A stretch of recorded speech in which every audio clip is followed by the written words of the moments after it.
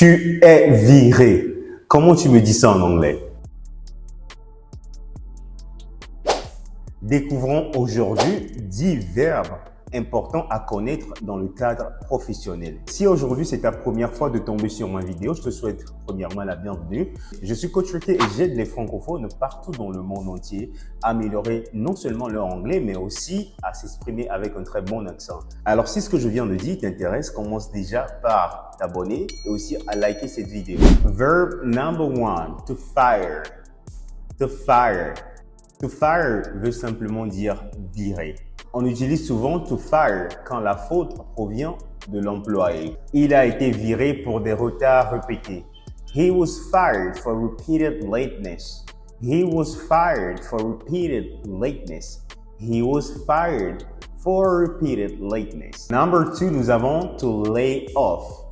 To lay off qui veut dire en français licencier. Ceci peut être pour des raisons économiques. L'entreprise doit licencier quelques employés. On utilise lay off. Donc, dans ce cas, la faute ne vient pas généralement de l'employé. Beaucoup ont été licenciés à cause des coupes budgétaires. Many were laid off due to budget cuts. Many were laid off due to budget cuts. Many were laid off due to budget cuts. Number 3, to draft. To draft. To draft qui veut simplement dire en français rédiger. J'ai rédigé le contrat. I drafted the contract. I drafted the contract. I drafted the contract. Number 4, to update. To update qui veut simplement dire mettre à jour. S'il te plaît, mets à jour la base de données. Please. Update the database. Please update the database. Please update the database. Number 5, to schedule. To schedule. To schedule. Simplement planifier. To schedule, planifier. Nous devons planifier la réunion avant midi. We need to schedule the meeting before noon.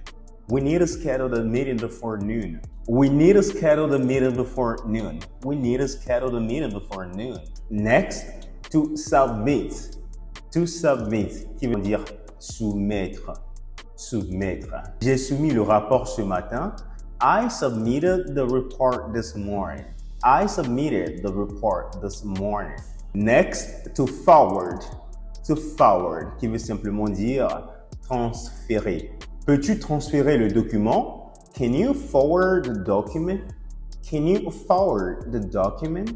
Can you forward the document? Next, to handle.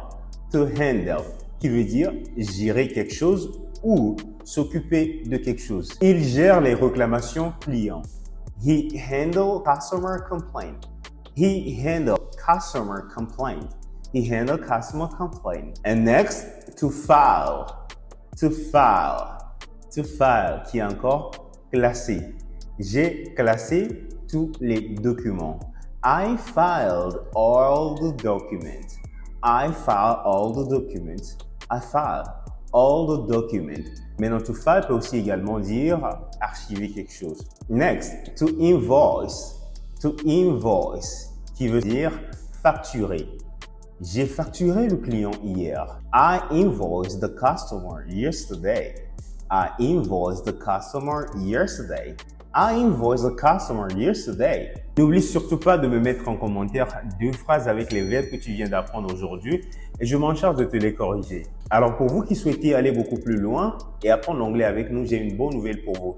Nous formons depuis votre domicile. Nous avons des cours en ligne disponibles, bien sûr en fonction de votre niveau. Vous allez rejoindre le groupe qui correspond à votre niveau et je vous assure que you are not gonna regret it at all. Alors si tu souhaites t'inscrire ou avoir beaucoup plus d'informations sur nos cours, je laisse en commentaire un lien sur lequel tu vas cliquer et tu rentreras directement en contact avec nous. Eh bien voici, c'est tout pour aujourd'hui. Si je t'ai apporté de la valeur à travers cette vidéo, n'hésite pas de me mettre un petit like et si tu ne t'es pas encore abonné, et je ne sais pas ce que tu attends, fais-le maintenant et clique sur la cloche de notification afin de ne rater aucune de nos vidéos qui arrivent prochainement.